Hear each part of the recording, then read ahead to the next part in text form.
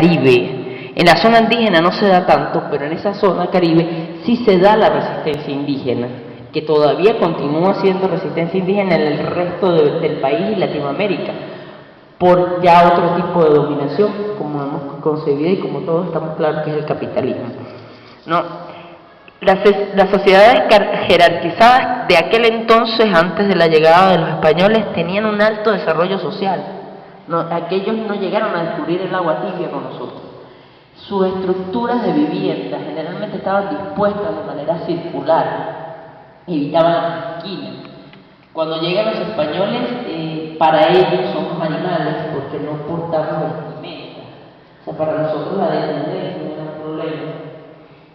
Y esa es la primera resistencia que se presenta. La primera resistencia indígena que nosotros hacemos no es ni siquiera por los dioses que ellos tratan de imponernos, es porque nos quieren cambiar nuestro modo de vida, nuestro modo de comer, de cultivar incluso, y nos traen desde afuera mula, caballo, la yunta del buey, todo este tipo de artefactos que vienen de los españoles y que transforman drásticamente el sistema de producción y el sistema de vida de los indígenas.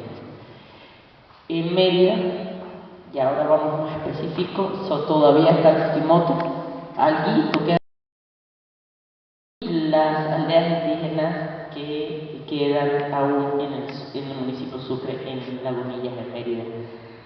Sin embargo, se ha perdido mucho de la lengua, tengo entendido, ya murió la última persona que portaba aquel patrimonio tan sagrado para nosotros.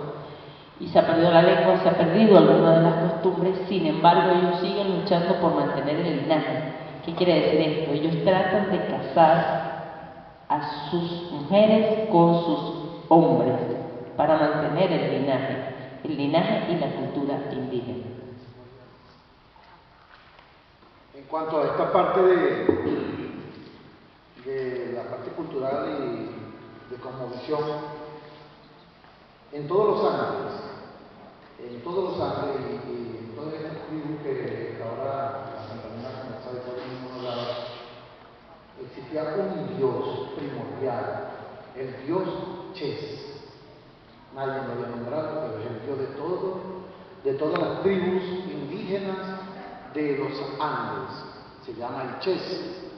Y lo adoraban en mintoyes. Mintoyes son cuevas que ellos buscaban en las laderas o en la montaña, y allí buscaban al dios Ches. Y hacían, como decir, puentes colgantes, por eso se le llamaba tarabitas. Se hacían tarabitas de tal manera de que solamente pasaba uno hacia allá. Los que llevaban las ofrendas quedaban de este lado de acá, y el sacerdote era el que pasaba la tarabita para ir a hablar con Ches y a llevarle lo que le llevaban la ofrenda del resto de los indígenas. Tenemos que conocer esa parte del Ches, que muchos la ponen por encima. Pero también nosotros, cuando llegó García de Paredes a Trujillo, el colonizador, él funda por eso es que llaman a Trujillo la ciudad portátil, funda en Mirabel, que es una parte que está hacia el alto, ahí funda, como decir, lo que se le conoce como fundación de Trujillo. Y él no había caminado un poquito más allá, y cuando baja por la ladera, se asoma de una parte que se llama Quevedo, y de allí observa que hay un pueblo indígena. Y resulta que allí adoraban a la diosa Icaque. Era la diosa Icaque. Era otra diosa muy fuerte. Y se mudan de allí de Mirabel, se van para Escuque. Y en Escuque se corren por la humedad, porque comienzan a darles enfermedades.